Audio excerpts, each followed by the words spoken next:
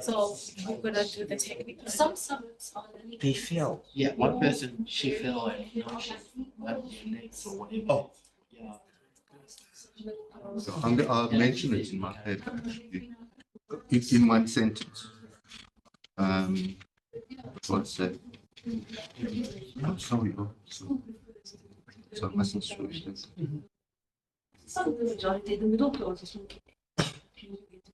Oh, okay. So, not Kelsey Davenport following me. Yeah, she did. Yeah. Did someone tweet what I said? I'm checking. I didn't mention it. Yeah, but all I said. That's fine. Okay, I think we need to start. I don't have a computer in front of me, so I'm hoping that people who are participating online and can hear us. So this session is on Africa's role in the evolving nuclear age, strategic actions by African states in shaping the TPNW. I would imagine that one could actually leave out shaping the TPNW and talk more generally about shaping the global nuclear regime, as opposed to just focusing on the TPNW. And certainly in my presentation, I do that a little bit. So, do you want to say anything in addition? In addition to begin, I think, I agree with you in terms of the importance of actually looking at Africa's strategic levers to shape, the global nuclear order beyond just the TPNW, even though that's a reference point for this conversation, because there is a lot that African states can do to be more proactive in shaping the global nuclear order. And we've alluded to many of these potential, avenues, diplomatic avenues, civil society avenues, public discourse avenues. And I'm just very excited to delve into this further, especially given the charge we had from the keynote speaker, to identify an African position beyond Pelindaba, looking at Pelindaba as the floor. Yeah. So I think that's one of the things we could get into. Thank you. Well, why don't I go straight into my presentation, because it kind of fits into what you were saying. And I wrote this paper a couple of days ago, and I'm sorry I haven't been in the room all that much. But what I've heard is a lot of things that I raised were mentioned in yesterday and this morning. So there might be a little bit of repetition, but I also hope to be a little bit provocative in some senses. So I tried to answer very briefly the question about strategic actions by African states.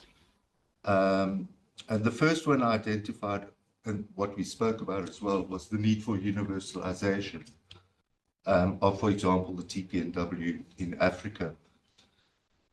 Now, normally when people talk about universalization, we're really referring to the goal of signature, ratification, accession, acceptance or approval of a treaty by states.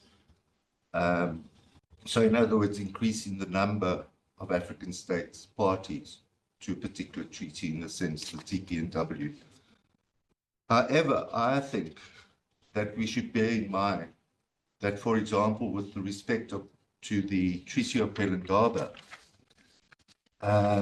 it took 13 years between the official opening for signature and entry into force. 13 years. It took 45 years from when the first declaration by the OAU that we heard about yesterday, in declaring Africa a denuclearized zone and entry into force. 45 years. And today, in terms of the Treaty of Pelindaba, there are only, in inverted commas, 44 states parties and 52 signatories. Now, I always forget how many countries are in Africa. It's either 54 or 55. Depends who you count. With respect to the NPT, remember the NPT opened for signature in 1968. Many African states deposited their instrument of ratification in the 70s and 80s, but some only did so in the 1990s. Algeria, 95, Angola, 96, Comoros, 95, Mozambique, 1990, Zimbabwe, 91, Zambia, 91. Okay, some of these were newly independent, and some may have been waiting for clarity on South Africa's position or program. South Sudan is still not a member of the NPT. Presumably that's just for logistical reasons, not for ideological reasons.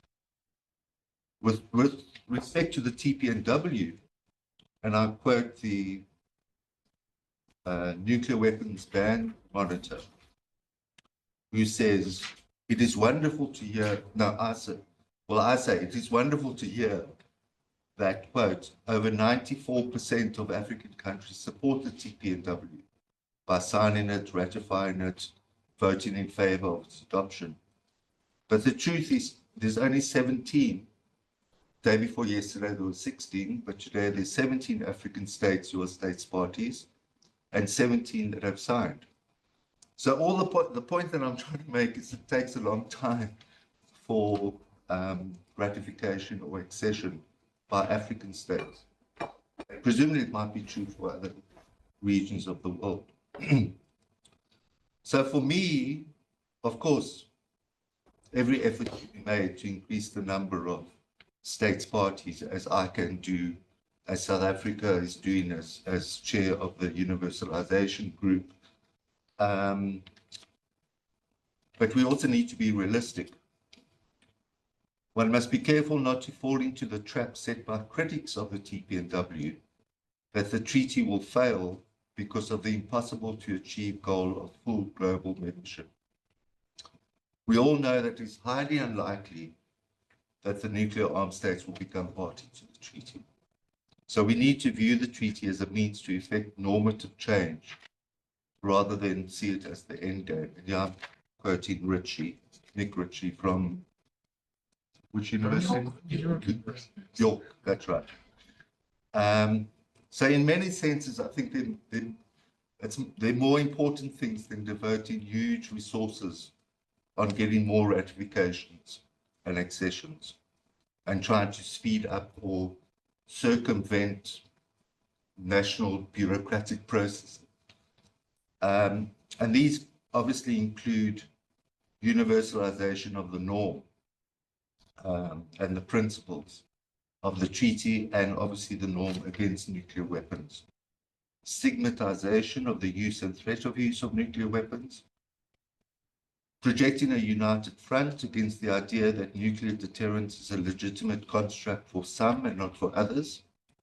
Debunking the myth that some states are responsible nuclear armed states, and asserting that all states have a right and responsibility to contribute to nuclear disarmament and to be part of developing appropriate measures for verification of that disarmament.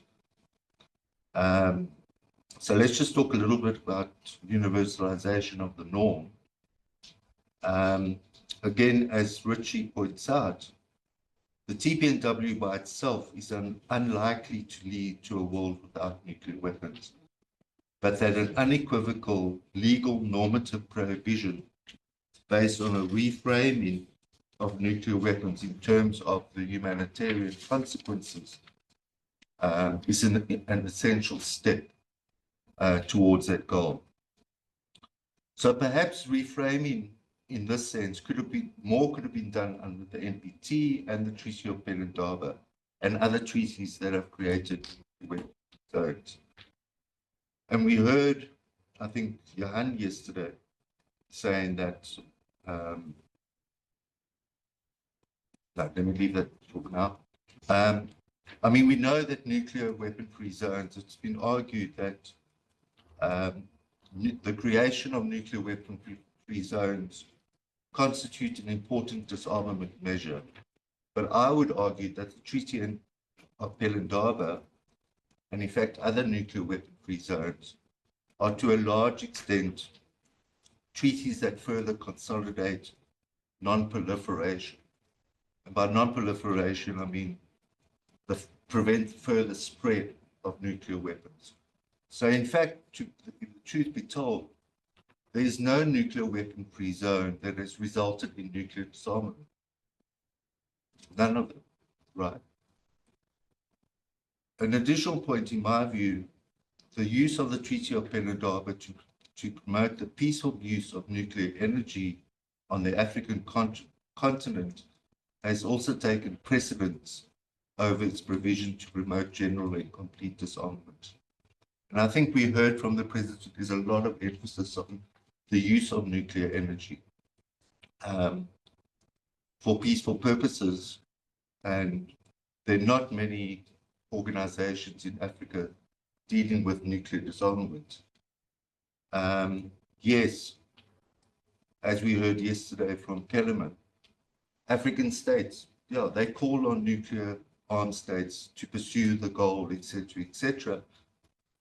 And they're very frustrated by the lack of implementation of Article 6 of the NPT.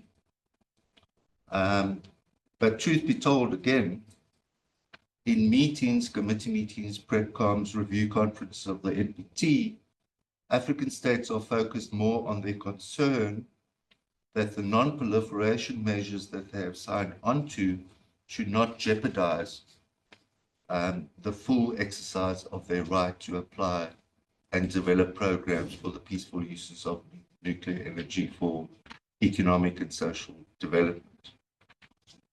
So promoting the norm against nuclear weapons, of course, can continue within the context of the NPT, but there's very little opportunity to do that.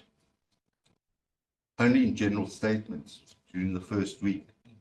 But when it gets to those cluster committees, Africans are concerned more about Article 4, exercising their right to use nuclear energy for peaceful purposes. As you know, the last two NPT PrepComs failed to agree on an outcome document. And this does also not make one confident that the NPT will continue to be seen as the cornerstone of the global non-proliferation regime and an essential foundation for the pursuit of nuclear disarmament. And I think this might be an answer to Jolene's dilemma. To put it another way, perhaps the NPT will and possibly should continue to be seen as the cornerstone of the global nuclear non-proliferation regime and a framework to ensure nuclear material destined for peaceful purposes is not diverted for military use, but not as the essential foundation for the pursuit of nuclear disarmament. So it's not the NPT versus the TPNW. The provisions are quite different, I would argue. We also know the situation, the current, and we've spoken about it, the global situation, we have a new nuclear arms race, no doubt about it. And nuclear weapon states in the context of the NPT and nuclear armed states outside of the NPT are not interested at this point in disarmament. The 5 nuclear armed states recognize and they don't engage in constructive nuclear disarmament and risk diplomacy, reduction diplomacy.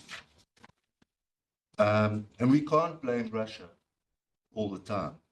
In fact, all nuclear armed states are modernizing their nuclear weapons and delivery systems, often with the development times of decades and expected weapon system lifetimes ranging up to 50 years or more.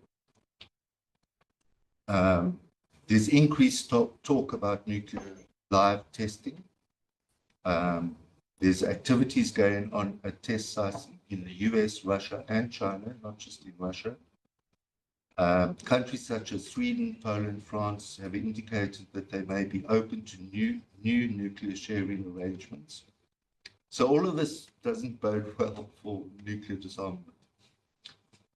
My second point is about how African states can get involved in the TPNW processes.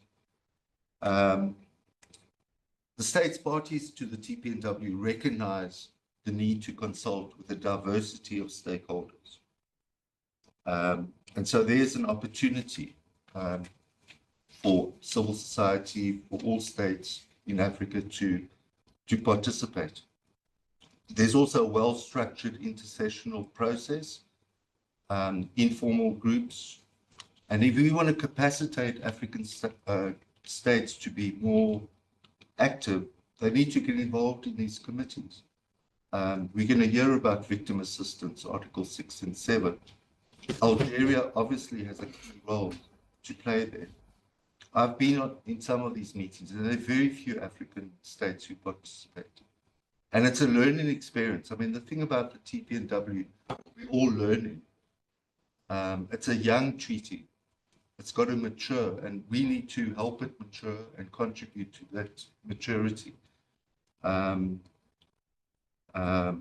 scientific advisory group is looking, for example, at developing an open source of data from historical nuclear tests that were conducted in the 50s and 60s. African states can assist with it. I mean, I think, if I'm not mistaken, South Africa, for example, they monitored the radiation coming from the Algeria tests. But where's that document line? And a lot of these documents and data are inaccessible at the moment. So there needs to be some coordinated approach, which I think we're going to hear the project at Princeton about. Obviously, Article 4, in terms of the TPNW, South Africa again has a key role, given that that's about disarmament, understanding what a weapons program is. Nobody's defined it yet, etc.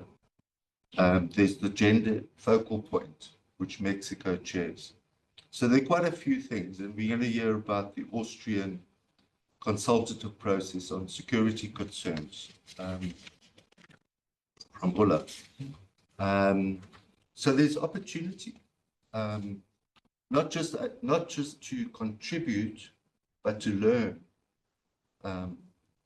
about what's going on. The other thing I wanted to mention was that part of the scientific advisory group's mandate is to establish a broader network of research and individual experts. And we're working on that at the moment. So that's another opportunity for African civil society to get involved in the process. In one of the presentations today, we heard about the Vertic project that I run, that's looking at building regional hubs in Africa, Central Asia, and in Latin America to increase the capacity of states to understand the challenges of verification, disarmament verification, not safeguards, disarmament verification. And that's another opportunity that I think we should, that's around, that should be supported.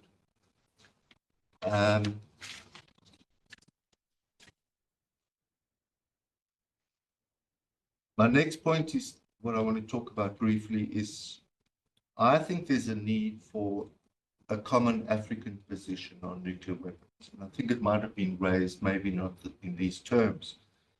But we heard from Kellerman, for example, yesterday, that in recent years, African states have not been actively involved in discussions at the multilateral level because we are focused on small arms, landmines, cluster munitions, etc. But African states also believe in multilateralism. And in instances where African states unite behind a common concern, our voice is actually heard much more. We have the example of the African common position on landmines, on small arms, where that common position is taken to the international forum. And I think it's quite possible. But I think that, and we're not talking about, I mean, Pelindaba, the treaty is not an African common position. It's a common position, yes, in terms of Africa being a nuclear weapon-free zone. But what we need to go further and have Africa forcefully addressing the current global context that covers the continent's security, the global context, the need for those who detonated the device on the African continent to be held accountable, and to provide victim assistance and support environmental remediation, to name but a few issues. So the common position can build on the Treaty of Pelindaba, but it's got to be a legal normative challenge to the ways in which nuclear armed states and their supporters continue to claim that nuclear weapons, nuclear deterrence, and their potential use are legitimate and necessary. And there's a complicated process to get an African common position, but somebody has to start it, goes to the African Commission, etc., etc. But it's all doable in my view. The last point I want to make is that we've been talking a lot about civil society, and we haven't actually defined civil society. So, for example, I don't think we engage with the scientific communities in Africa. We have the example now of the academies of the G7 states that have come out with a statement calling on their leaders to reaffirm their commitment to a world without nuclear weapons and to take the necessary steps to help the world to realize this goal. So why aren't we contacting our national academies of science? I mean, we have just well-qualified scientists in Africa as in anywhere else in the world, and we haven't tapped into that community. So our definition of civil society needs to be expanded much more. And these are people that probably know nothing about nuclear weapons, but people who do radiation, health, the impact of toxic material on the environment, and how do we draw them in, rather than just sticking with the usual suspects, if I can call it that. And that, of course, links also to my previous point about this TPNW broader network of experts that we want to establish. So we really need to do that, in my view. So those were some of the strategic things that we could do, in a way. Thank you.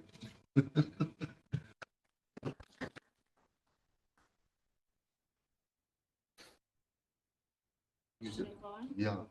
Yeah, just to jump on your last point about civil society in South Africa not engaging scientists.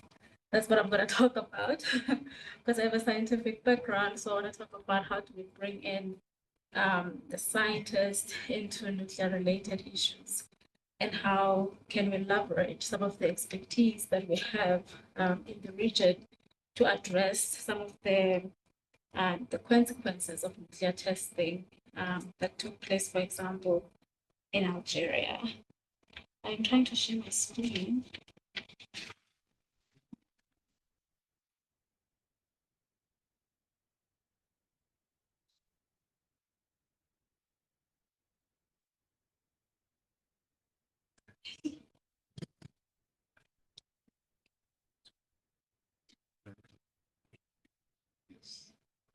Okay, while we are sorting out the technical issues, so my talk is focused on the Algerian nuclear testing. Before I embarked on this project, I only had information about, there was a time France tested nuclear weapons in North Africa, but I was not aware of the technicalities that went into that and some of the challenges that still persist in that region.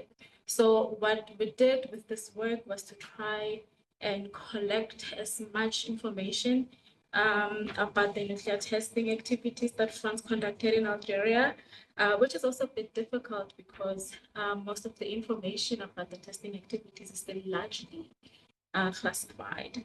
So yeah, and most of it is in French, which makes it difficult if you're an English speaker and you're trying to research some of this work.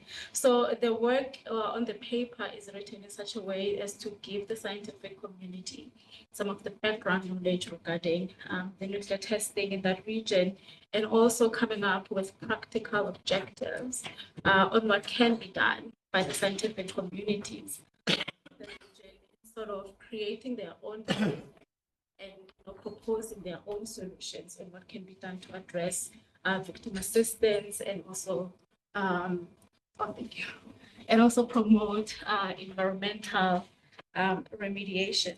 So I've titled this talk "Reassessing the Radiological Conditions in the Algerian Sahara," but to be honest, this would be the first sort of to speak assessment, because some of the work that has been done in the region has been very inadequate. So we really need a comprehensive look on what studies can be carried out. So in 1960, between 1960 and 1966, France tested nuclear weapons in the Algerian Sahara, in the southern part of it, in Regain, which was also situated about 50 kilometers from the town, also known as Regain. And also another test was performed in Ineka, which was situated about 600 kilometers from. So in total, 17 nuclear weapons were detonated in that region, mainly being atmospheric tests and underground testing. So we had 4 atmospheric tests that were conducted. They also had a total yield of about 70 kilotons, with the first one, which was codenamed Jaguars Blue, having a yield of about 70 kilotons. Just to give a bit of reference, the bomb that was dropped in Hiroshima by the United States had a total yield of about 12 to 18 kilotons, it was estimated. So this test was really big that France detonated on the 13th of February in 1960. So they were codenamed Jehovah's, I believe that is a rodent that is found in the desert. So it was blue, blanche, rouge, and verte. That basically means blue, white, red, and green. And then afterwards, they moved their nuclear testing underground to Ineka, and they tested about 13 nuclear weapons underground. A lot of catastrophic events took place there, which we're going to discuss.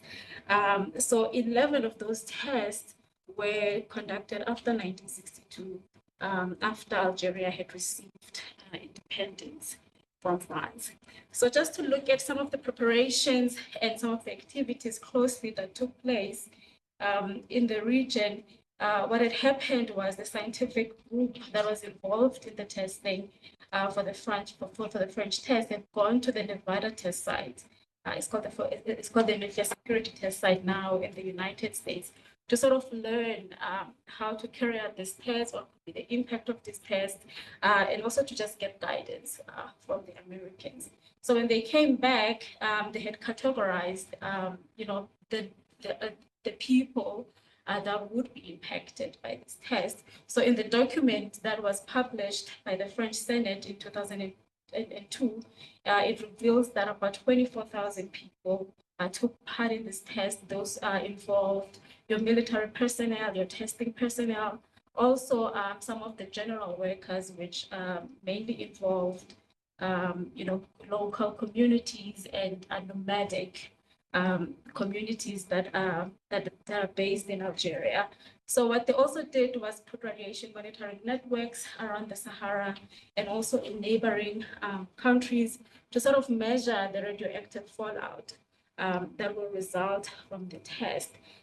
In the documents also, they reveal about how meteorological data was very important in deciding if they're firing this test or not, sort of try and control the radioactive fallout and to ensure that the fallout remains contained, within the desert. So, so the 4 tests that detonated, and then the documents also revealed that out of all those 4 tests, there was external radiation contamination on the personnel that worked on the test. So what would happen is you would detonate an atmospheric test, and then you will have that big mushroom cloud, and then you would send out the pilots in small aircraft to sort of collect the samples on the plume. So most of the contamination was attributed to that activity. The test also said that there's no external radiation that was detected on communities that were being monitored, but we do not have any empirical data to show that indeed the radiation was detected on those community members. So the fallout of the test that we talked about earlier, which was the first test, Jaguars Blue, was detected in neighboring states. So in the next slide, I'm just going to show some of the effects of that test. So moving on to the underground test that took place in Ineka, you had about 13 of them.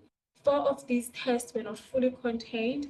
So what would happen if you look at the picture at the bottom there is that you would design like you would dig in your tunnels into the mountain in the case of Algeria, and their design was made in a way that it was spiraling to ensure that whenever a nuclear weapon has been detonated, the shock wave that will result from the detonation will close off the entrance at the where the nuclear weapon was being put into the ground. But in some of these cases, that entrance was not fully closed, and that resulted in radioactive material expanded into the air. So this had a really catastrophic impact on personnel and communities that were around that area, and also resulted in contamination of the environment that still exists today. So just taking a broader view into the impact of Jaguars Blue, the map on the left was released by the Defense Military in 2007, which showed the impact of the test. So generally, the narrative with most declassified documents from the French test is that the weapon testing activities were very safe. No people were contaminated. It's been made to be a little bit hush-hush. So the blue one there that goes in one direction, that was supposed to be representing the Jaguars Blue test that was first detonated in Algeria. And then the other ones, as you can see, we still don't have the actual individual maps showing the impact of those tests. So that is the only information that we could find about the impact of those tests. But you can see that most of the radioactive fallout is been localized and it's within the region. So what had happened was in 2010, France decided to finally come out and admit that some of the tests that took place in Algeria did contaminate the environment and the personnel. This was largely driven by the activities of France that took place in French Polynesia, where France had moved its nuclear testing program when after leaving Algeria. So in 2014, you have the map that was released of the first test that actually took place. So if you look at the map and you look at the countries, you look at how the radioactive fallout went all the way to Niger, to Nigeria, and to Chad, basically contaminating, the rest of West Africa. And the contamination fallout lasted about 13 days after the test was detonated. So this was pretty much concealed by the French Only in 2014, we're getting these types of maps. But what's interesting in the case of Algeria is that although you have this kind of information that is being declassified, there hasn't been any active involvement in trying to understand the impact and also, carrying out radiological studies, to look into what is happening. So I'm only zooming into one of the tests that was very impactful, the underground test that took place in Algeria. There were 4, so you have the other 3 tests which had the similar incident, but this one is the one that is largely talked about, because it had really disastrous impact. What's also notable about this test was when it took place, there were 2 French ministers that had come. So this was the second test in underground that France detonated in Ineka. So the first one went fairly okay. So I'm assuming maybe, due to national pride that we can achieve this, they invited the ministers to come observe the next test. So if you read non-scientific literature, you hear about how the conditions were windy during that day and how the test should not have been fired. But my assumption is that because the first one had gone so well, they were not anticipating that there would be an accident. So all in all, there were about 2,000 personnel that participated in this particular test. About 1,600 of them, when the explosion happened and nuclear material was being released into the atmosphere, you had this plume of radioactivity rising up to a distance of about 2.6 kilometers, contaminating the environment and the personnel that were observing the test due to wind conditions, going back and forth and contaminating everyone on its path. So you have about 1,600 personnel that become contaminated with up to about 5 millisieverts. Just to give context, the required millisieverts that you can be exposed to is only 1. That is the standard today. Although in 1960, the standard was 15 millisieverts per annum, that was also revised to 5 millisieverts in 1961. So what's interesting with the French test in comparison to the United States was that in the United States, although there were these guidelines, they were busy checking on the impact and were able to adjust the guidelines on how much an individual should receive from ionizing radiation. But there wasn't any kinds of those tests that were being conducted by French. They were just taking what the United States government was saying and applying it into their testing program. So according to these results, if you look at them in 1960s, receiving 5 millisieverts is still within the range. But today, we know that is like 5 times more than what an individual should receive. And then just to move quickly, about those 12 individuals received up to like 600 millisieverts, which was really catastrophic. If you look at the document that is released by the France, they claim that some of the observers were in an isolated post, and then when they passed through the contamination zone, they had removed their mask and they inhaled a lot of radiation. So in terms of community impact, on the map here, we show Beryl, which is where the test was detonated, and the impact was on 2 communities in Amugwel, which is located about 10 kilometers from where the test took place, and also Maltag, which was in the northern fringes of where the nuclear device was detonated. So you get a very vague language in terms of how much radiation was committed to those populations. So just the document just simply says it is estimated that 2.5 millisieverts were received by the population members in that region.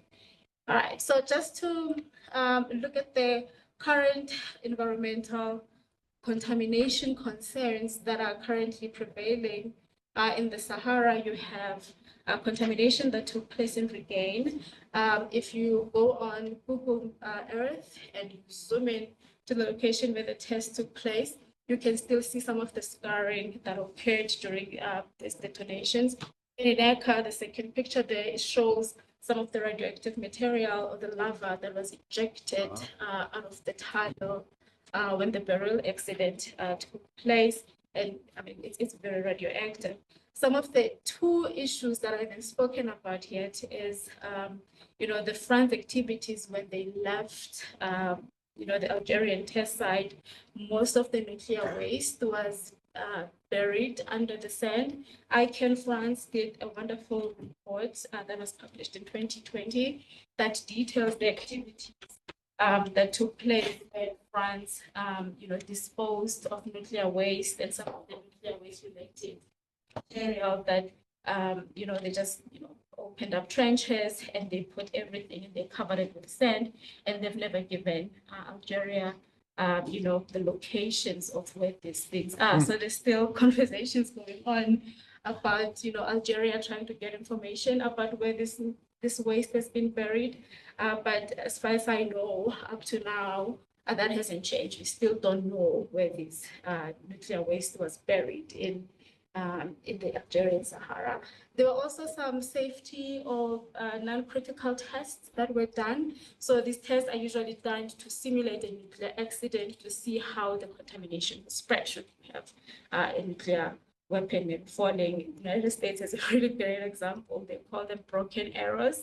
So usually when you're transporting nuclear material, it might happen that, you have your flight that fails, whatever mechanism in the flight that fails, and your nuclear weapons fall. This has happened in Spain and other regions in the United States. So these kinds of tests are meant to sort of simulate those kind of accidents. So those tests were performed in steel drums. In some of them, they just dug a bit of holes and performed those tests. And when they left the Sahara, some of the drums were just left lying on the ground, and the dug up holes were just covered with asphalt. And they just left. So you have those kind of contamination issues that are still prevailing in the Algerian Sahara.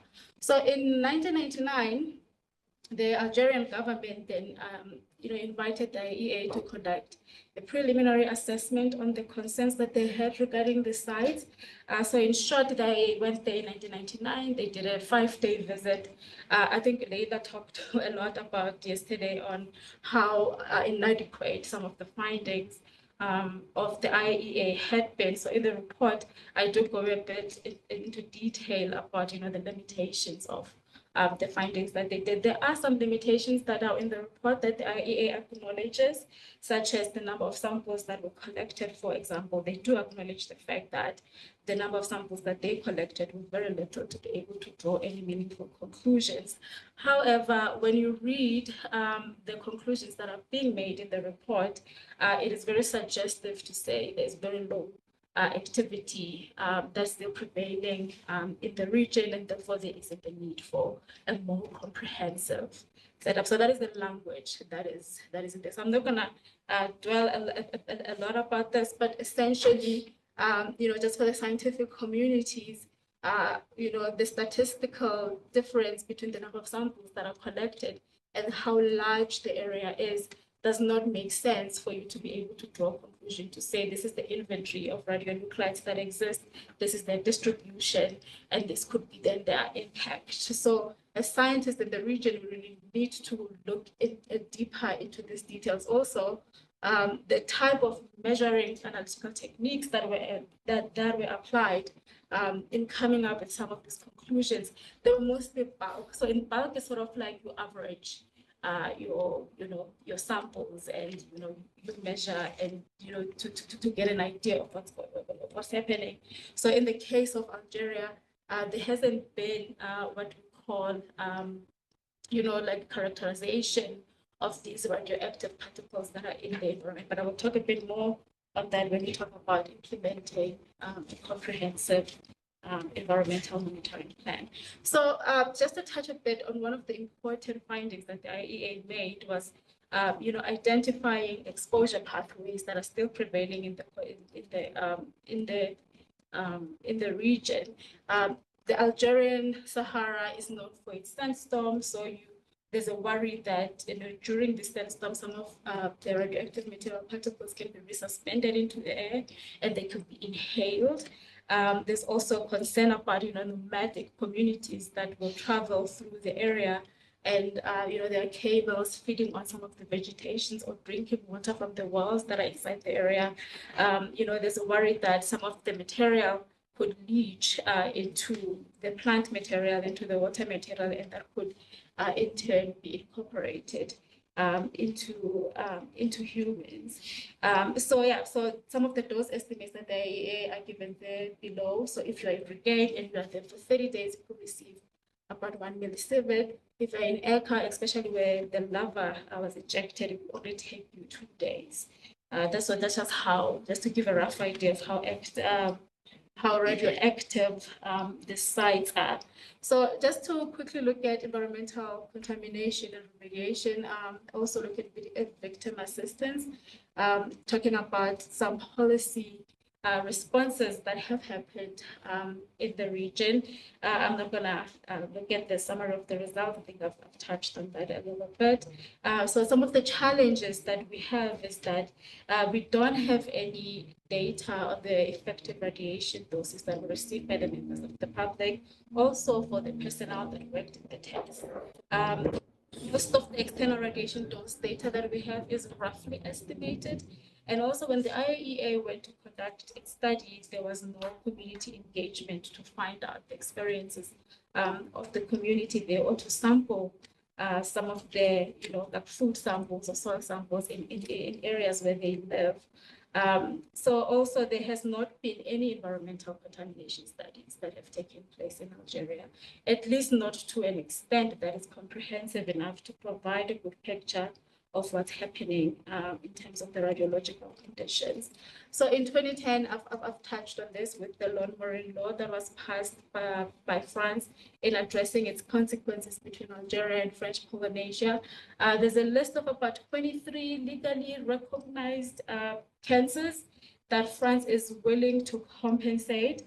This has been a challenge for Algeria, largely because of the inadequacy of the studies that have been performed in that area. So there's been a lot of studies that have been performed for French Polynesia, which we'll talk about in the next slide. But in Algeria, you've had 49 victims that have applied for compensation, and only 1 victim has been compensated. In French Polynesia, for example, you have over about 1,000 of victims that have been compensated under this program. Also, one of the challenges that the documents and the language on how to go about applying for the contamination was only translated last year into Arabic for the victims of those tests. So now we want to likely talk about the TPNW and how it can get involved. I'm not gonna, Noel did a good job from giving a background on the TPNW. Also, talking about the importance on how, ratification of this treaty could give Algeria the leverage in implementing some of the provisions that are in the treaty.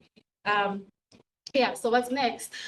Firstly, we need an extensive and a comprehensive environmental program in the Sahara. This is just to provide a baseline of what's going on in the region. All test sites need to be adequately sampled. Downwind areas, when we have wind that is resuspending nuclear material and transporting it into other areas, those areas also need to be sampled and need to be studied. We also need to get a good spatial distribution of the residual radionuclides that are still present in that area. So again, just zooming into the analytical measurements, I'm not gonna dwell too much on that, but the importance of this is to sort of understand the behavior of these materials while they are in the environment over time, because it changes.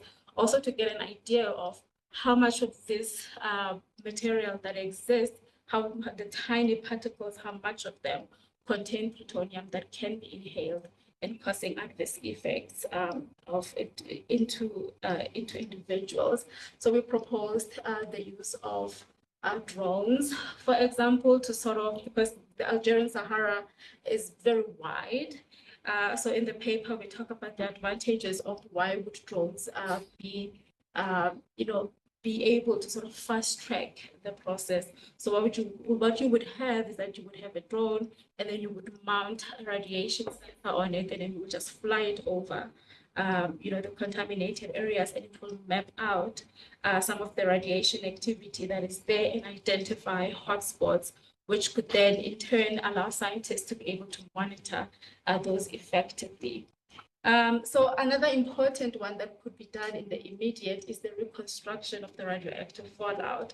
So this would be interesting because we don't have enough data. So if we don't have enough data, that means that we need to go back in time and simulate what has happened. So this project was done successfully by some of the teams at Princeton, but basically looking at French Polynesia. So what had happened was France did release some of the documents detailing the number of populations that were affected by their nuclear testing. It turned out that number was way underestimated. So the study revealed that about 90% of that population that was in the island in 1974 was contaminated, basically from the French explosion that took place. So we would like to do, a similar study, looking at meteorological data from the 1960s, looking at the source terms that were used by France in its nuclear devices, and sort of map out what happened. And that would be able to give the Algerian victims as basis of this is what could have happened to us, and also to legitimize their claims. So what's also important is understanding the description of the lifestyle that takes place in the Algerian communities, how the kind of houses they live, the kind of food they eat, to sort of understand, the impact that this test could have had. So lastly, technical cooperation. Noel did talk about, creating a network of experts. So the role of AFCON and AFRA needs to be visible in the region, to promote state engagement, fostering high-level talks among governments, mobilizing resources and getting the scientific communities, and not only that, but also, talking to historians, to architects, psychologists, and filmmakers to sort of, bring the story of what happened in the Algerian Sahara to life. Okay, with that I end. So this is a South Africa map that shows some of the capabilities, some of the countries with the necessary capabilities, that can carry out this work. I left my email address over there. I am very interested in putting together a catalog of some of the capabilities that we have in Africa to sort of, start the work. Thank you. That's a great idea. I think we need to do that, because I don't think African scientists are recognized enough, part of this community. So, and as I said in my presentation, I mean, it should be, or it can be, people who know nothing about nuclear weapons, but have other expertise, relevant expertise. Should we have a discussion and then go on to yours? Do you want to raise the... I can see hands already up, so Yeah. we can have the discussion while it's still Yeah, so, Ian? Oh, thank you. That was an awesome presentation from and I just have a question, especially when it comes to France. What's their position on this? Have they given an explanation to why they haven't disclosed this information of where the nuclear waste was disposed? Because I'm sure they do understand the ramifications of all this work, and for them to hold back information is really an injustice, a continued rather injustice to the people of Algeria and surroundings. Yeah. So what is their policy when it comes to this? What's the issue? Well, I mean, I'm not privy to the talks between the two governments, to be honest. But what you find in literature, the prevailing argument is that it's under military secrecy, that it has not been declassified yet. So that's sort of like, the hill they are willing to die on at the moment. So, I think that is a bit more high level for governments to, put pressure. And I'm hoping that, as African states get involved and there's these high level talks, that it could be a collective effort to sort of ask France to declassify some of the locations that exist over there. Also when I was speaking about the drone technology, there is also some ground penetrating radars that we can do to sort of map out the area and find the locations ourselves, but that is a very huge undertaking. Yeah. But yeah, it's possible that we can soup the Sahara Desert, and it might become easier as technology advances further. So just for clarification, were the tests done prior to independence and after? Yeah. Prior to and Prior after. and after. So about 11 that were done after independence. So there must have been a deal Yeah. made between the then Algerian Yeah. government Yeah, so- and yeah. the French, right? Yeah. So yeah, in 1962, when the Avian Accords were signed between Algeria, detailing the independence of Algeria from France, France had asked Algeria to remain in Algeria to continue its tests up until 1967. So when they left in 1967, they handed the sites back to Algeria, but there were not much guidelines on how to take care of the sites and how to monitor them. It was sort of like abandoned and just given back to them, and that was it.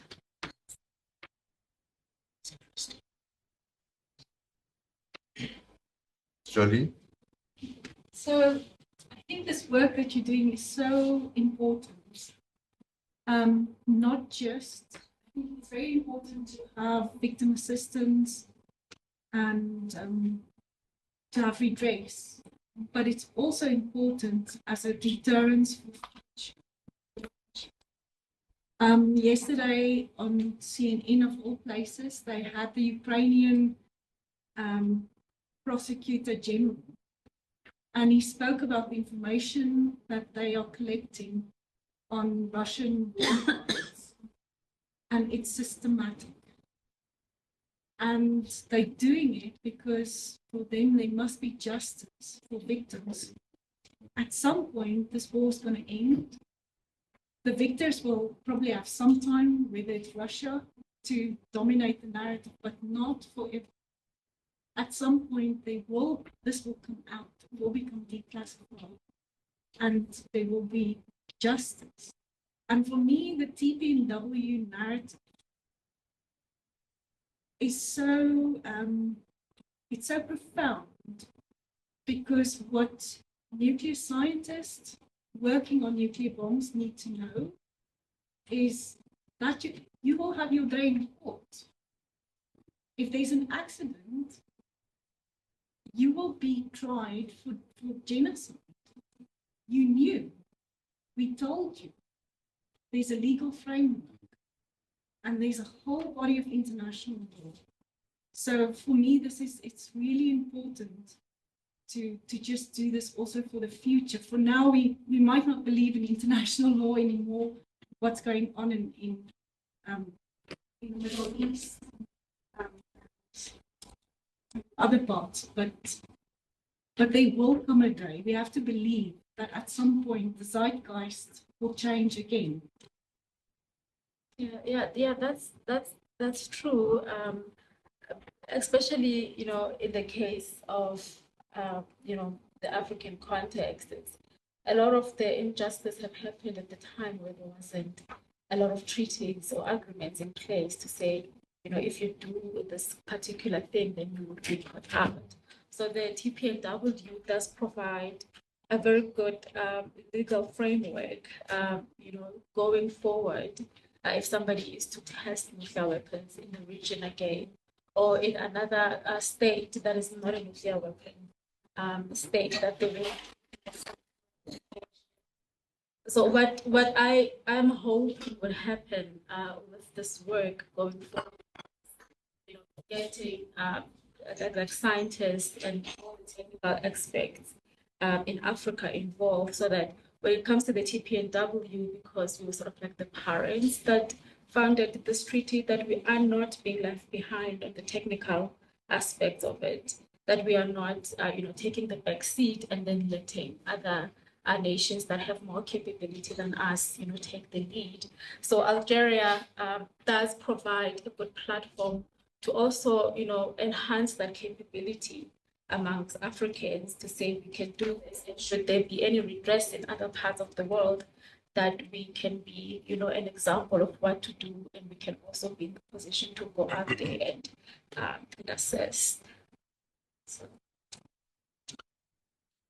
Can I raise a question? I mean, we've been having some discussions in the scientific advisory group about how are we going to define what a victim is? Because sometimes when we talk about thresholds of radiation levels, it reminds me of the old days of asbestos. People doing study of what's a safe level of asbestos. And there's no such thing, right? They killed thousands of baboons and doing experiments on their lungs, etc., etc. But anyway, but more generally, I mean, do we as Africans have a role under Article 6 and 7 and the informal working group of grappling with this problem of how do we define a victim of a nuclear test? Some people argue that we all are victims. That's a kind of extreme view. And then they also, states parties are also looking into establishing a trust fund for victim assistance. So we're going to need to input into that, because they're going to have some definition. And although these things will, in a sense, be decided at a national level because it involves money, right? Compensation, etc., etc. And presumably, to be skeptical, governments will want to raise the threshold level of who they define as a victim. So it starts to get complicated. And as you said on your slide, the French have identified only 13 types of 23 types of cancers. Who decided that? Yeah, so I don't know if people have any idea. I mean, as soon as you mentioned the trust fund, I wanted to also ask if there was anyone with any insight into the ongoing consultations on the trust fund, because from what I gather, it's not the most transparent consultation. As far as I know, there is a draft concept note out. I haven't really followed Article 6 and 7 informal working groups. But I'm a bit surprised that you've heard it's not as transparent as it ought to be. Yeah, and this is from some experts in the field and even some survivors that are activists who have complained about knowing the process, knowing the occurrence of the process, but we sort of blocked out from input. So, sorry, just before, I mean, maybe what one of the outcomes of this conference could be is to find out how people join these informal working groups, whether it's states or civil society. As far as I know, they all should be open. Yeah, it should be. And I'm sorry, I don't know how to do this, but I think it is something that is quite easily solvable. Sorry, Anama. Just a quick comment. I very much enjoyed your presentation. It's quite enlightening. Because I've always read people doing, political studies on Algeria, but not going into this kind of detail. It also reminded me of a presentation I saw a few years ago at the nuclear boot camp in Italy of a student who was doing a PhD on, the after effects of testing in Kazakhstan. And she actually went and she lived between the nomadic, people of that region. So we're talking about cancer, and my next question is, what about mutilations? Because, for a year, she's lived among those people. She saw babies being born that are deformed. She sees animals, which is their bread and butter. She sees animals being deformed, of that remainder of radiation that is still there. So, so I was just wondering, why only cancer? With a scientific group, why not also look into the other effects? Well, we had another student at the bootcamp who was doing the same in Japan after Fukushima. And she lived on the fishing boats for about 6 months. She went out with the fishing boats. And they started seeing the same type, and it's not even nearly the same radiation. than what we saw in Algeria. So I think we need to just think a little bit further and not only kind of like, okay, who decided on the types of cancer, but also look at the other effects that radiation might have on, on people groups. Yeah.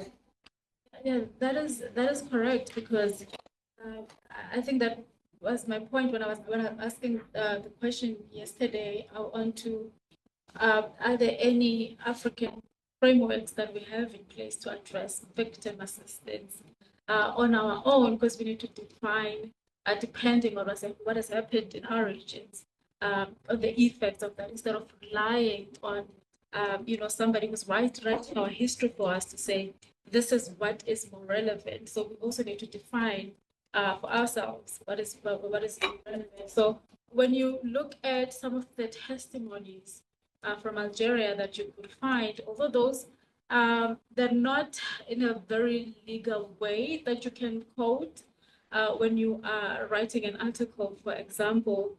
There is talk about defamation, women getting miscarriages, women not being able to conceive children, or even males not being able to father children, and they've had kids before the test, and then this test happened, and then later on they've become sterile. So there's been also some generational effects that have taken place after the test. So all those kinds of issues need to be put together and documented, which it's so important that whenever we look at analyzing comprehensively the situation in the Sahara, that we involve even medical institutions that understand, the lives of the people in that area, so that we don't wait for France to say this is what we will only recognize.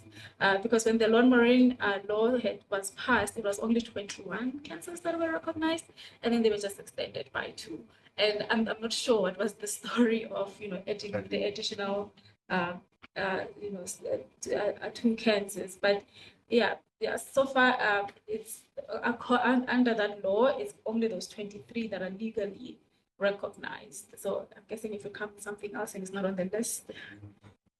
Before we go to Ian, I want to go to Layla online. Layla? Yes, I'm here. Thank you for giving me the floor. So I just wanted to share some of my thoughts regarding what Jeaneth was talking about in her presentation. Actually, I want to thank her. It's always a pleasure to see other Africans, and especially from scientific background, interested in this tests and their impact on humanitarian level and environmental level in the Algerian Sahara.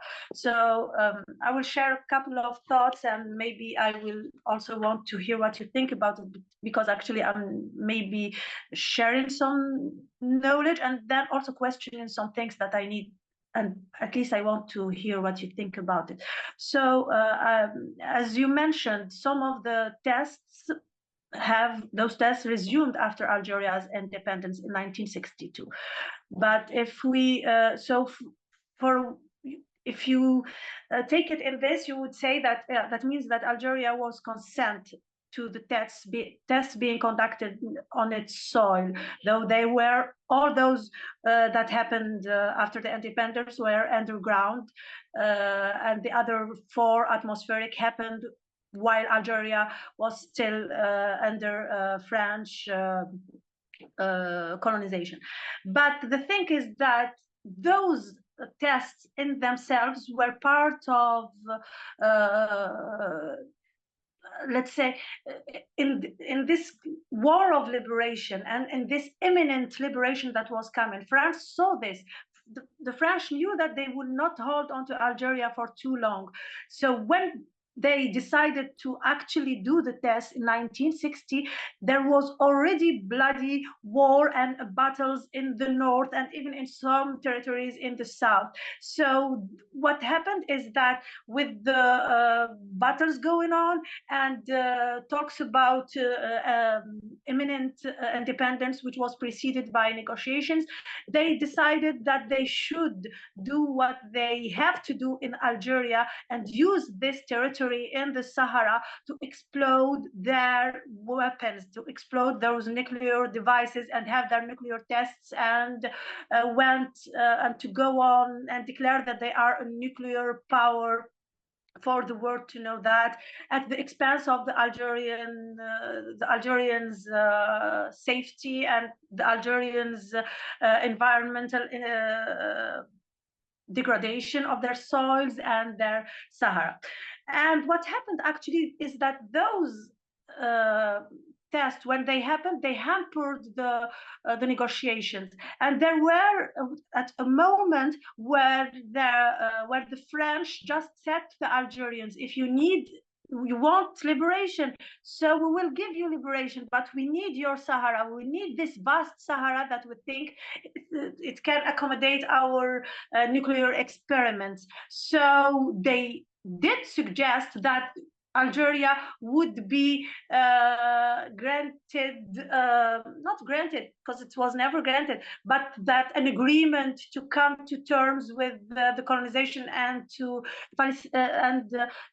for the independence to be sooner if you decide to give up on the Sahara. But it was a question of territorial integrity for Algeria. So whether we get the independence earlier, and with that the battles would end, the liberation would have even occurred in 1960, or further have to negotiate further and get into some kind of compromise with the French to eventually get the liberation and the independence, but with the total territory of Algeria comprising also of its Sahara. So it took them few explosions, and there are some negotiators. There is nothing really that was formally declared in the Evian Accords that the Algerian side would allow or would permit or would consent to resume in the nuclear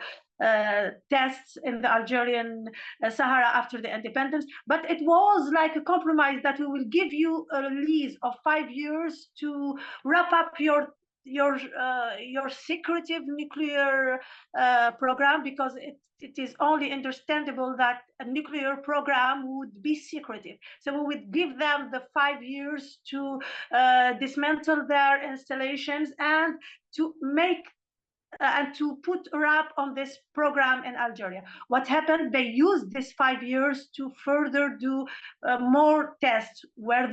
Did the Algerians know about them? Here there are different stories, and there is nothing official said about it. But if we read some of those of the Algerian negotiators' memoirs, they would tell you that there was no agreement at all, but there was certainly some kind of concessions that were only circumstantial, and that they needed to let some things happen, because they knew that eventually it will end in a couple of years. There is one negotiator, I'm afraid, Reda Malik, I need to, but in his memoir, I think he said that we never agreed on the nuclear test, but another one, a fellow negotiator, said they had to explode some things. So we said, explode them, but give us back our territory completely, and give us the Sahara when you are done with it. Especially that they are going to do it underground, no more an atmospheric test. So this is in the context of the in a way, the bargain that was between the Algerian side and the French, but it was never to give consent or to agree on Algeria to be in the testing site for the French nuclear weapons.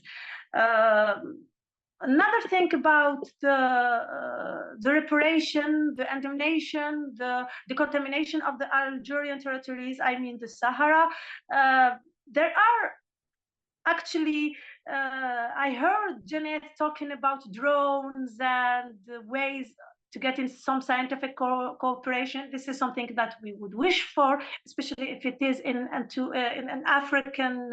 If it will be put into this African cooperation theme, because Algeria is known to be somehow recluded from cooperating in such dossier, and I would be pessimistic about such drones going over the Algerian Sahara if they would be ever permitted, even if they are asking from scientific backgrounds, but it's militarized zone. It is still the military that takes in control the decontamination, and it is still doing it. We have always these reports that the Algerian army is decontaminating, or at least going through this vast territory of the Sahara and trying to, in a way, decontaminate. And it is so difficult because the French didn't give us the topographical maps that would help us know where are those wastes digged and buried, so we would have it easier. So the French wouldn't even give us access to those topographical maps. And what makes things even more complex is that the issue between Algeria and France is used on a political level. So it's always not about technicalities as much as it's about the relation between Algeria and France, or how diplomatic relation it is. We see always an easing on the matter whenever an Algerian president goes to France or Algeria receives a French president. So we had Macron, we had before him Sarkozy and Hollande, and each time they are here, they would give these promises that there are joint workshops, there are joint work, and that they will move things into certain directions. But actually all of these past endeavors weren't successful. The problem is, I would say, that France often portrayed the nuclear testing as part of a shared historical narrative. So they say it's something that happened in our common past. We don't see it as this. So we don't share a past with the colonizer who dominated, who did inflict nuclear violence on us, and finally he said it is shared. We had also veterans that got harmed in the process. Yeah, we know. As Algerians also, we are the people whose indigenous land and indigenous communities got harmed the hardest because they didn't know what was happening at the time. No one told the Bedouins there that there is an atomic bomb. They were just left there and even escorted without any cover to go and in a way test on them what the radiation would do on their bare bodies. So it isn't shared. It is endured by Algeria. And there is someone who committed a colonial crime, which is the crime of the nuclear weapon testing, which we call it testing, we call it experience. It is always a nuclear bomb that have been detonated on Algerian soil. So we need to, as we said, decolonize the narrative. It is not shared historical. It is a need for France to acknowledge what it did and take responsibility and do really give the adequate reparations to the affected communities, including health and remediation of the soil that have been contaminated. Sorry if I took too long, but I just wanted to share with you. Yeah. Thanks, Leila. Thanks, Leila. You said what is in my thoughts exactly. On the Ivian records, I did read when I was preparing for the study that the negotiation was for the French government to keep the Sahara and grant Algeria independence. I don't know how that would have worked because the Sahara is part of Algeria, but they wanted to hold on to it as part of French territory. I assume. So it was a compromise on the Algerian, independence fighters to get Algeria independence and, give France what they want at that time so that they can, finish their testing and be counted as part of the, nuclear weapon states and, join the elite club of having nuclear weapons, so to speak. And also on the issue of drones, in conducting, these analysis, there is definitely a need for, high-level talks between maybe African countries. And this is where I was hoping that AFCON would come in and maybe engage with the AU and get other African states to, to allow, Algerians and maybe other Africans to go into the site and to really do the study, because we don't really know what's happening in those contaminated sites. Another biggest issue that's happening right now with the Marshall Islands, where the United States tested weapons, is they tried to decontaminate the site, and they sort of pushed all that decontamination and covered it with this dome. And there's issues with that, with climate change that's currently happening in terms of what would happen to that waste if the sea levels were to rise, for example. I mean, today the Sahara might be dry, tomorrow it might be a flood. So we need to be able to remediate those sites as soon as possible and be proactive instead of reacting should the climate change effects start happening. There's a lot that needs to be done. Basically, as you said, the climate change is already hitting hard. The Algerian Sahara actually isn't really is green. If you look what happened just a couple of weeks, it's been really flooded, and where scenery is really green in the Sahara. So as you said, with the climate change and all, everything needs to be reassessed and to see really what the enduring effects. And the issue with the contamination isn't just what happened with the atmospheric testing, also the underground testing, even the ones that were claimed to be fully contained.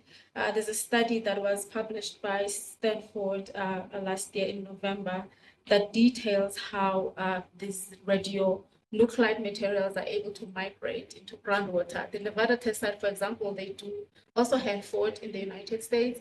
They do monitor, the movement of radionuclides in the environment. So in the Sahara, because it's considered dry, those kind of issues are never raised. But there's also a possibility that there could be gaseous movements that could be moving into the area, and you don't know where they are ending up. So those are the kind of issues that researchers need to be able to look into and sort of be proactive. Thank you. I'm going to go on to Yvette, who's been waiting for a while. Thanks, Leila. Yvette? Yeah, thanks. And this was fascinating. Thank you so much to the presenters for really setting out all this information. I have perhaps a small question that may or may not be appropriate for this panel, but then one specifically for Jeaneth. And I'm wondering, in terms of language and also this narrative, I'm struck by the language of an uncontained or a partially contained test.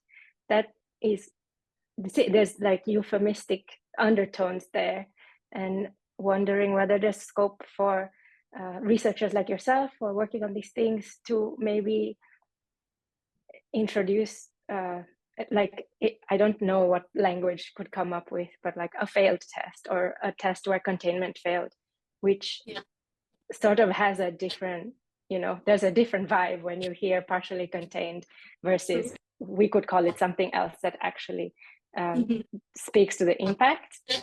And then I have just another question, thinking about the military secrecy and an obstacle to transparency that military secrecy poses.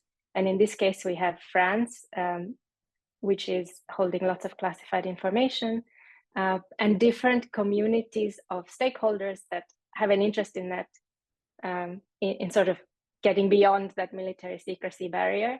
And I don't know to what extent they work together. So you'd have the personnel themselves, and then also the different communities in Algeria and in the French Pacific, which is also something I don't like saying. But I don't know if these communities of affected persons are able to, or are working together to be sort of posing a joint challenge to that military secrecy barrier, or whether there's scope for a little bit more activity in that area. But that's just a general question. I'm not sure it's appropriate for this panel, but I thought I'd share. But thank you all so much.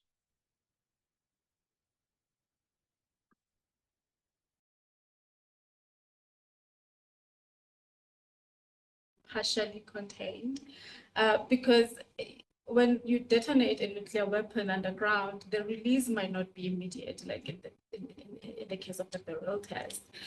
The release might be, gradual over the years. So although you might not see an instantaneous explosion, like for example, in one of the tests that was also termed as being partially contained, the venting of that test took about an hour before an evacuation could be done.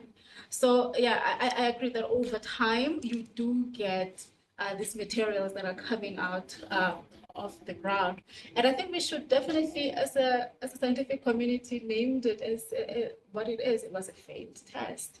It does bring a lot of impact into what really happened. So in terms of advocacy for for declassification, there are activist groups in Algeria, that are trying to work together with the victims to get some of these documents by France to be declassified. The movement also started with French Polynesia, so hoping that as that intensifies, it could happen also for Algeria. There's a lady who is French Algerian. Her name is Samia Heni. She's an architecture. She has done tremendous work in contacting some of the veterans that worked in the Algerian test. Getting pictures from them, hearing their stories, and getting some of like the visuals of what truly happened. She has a very nice book that shows all these images that these veterans have collected during their times there, and they tell a very interesting story. So that will be one of her work that will be impactful in getting, because as much information as we collect around the Algerian test, the more we know, and the more we know that could facilitate the process of declassification. Yeah, but it's, Thanks. Thank you. Last comment, I would be a bit skeptical of introducing the concept of a failed test. No. I mean, because as you said, even contained explosions ultimately have an effect. And on what, there's no such thing as a failed test. And from whose perspective is a successful test? Certainly the victims wouldn't see this as a successful. Yeah, I would be a bit careful of that. Let's move on.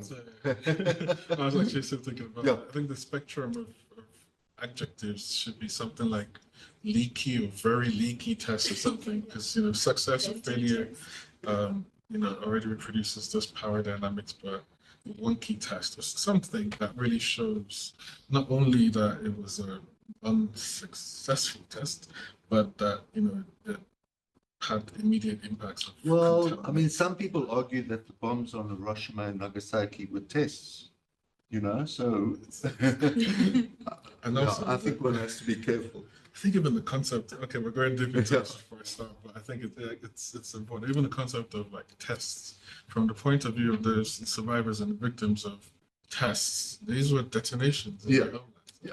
The only difference is whether or not they were at war with the country. Precisely. That is colonial occupation war, is it not? Precisely. But these are the language, I think. Yeah, language is very important. Yeah. I just want to add on to that.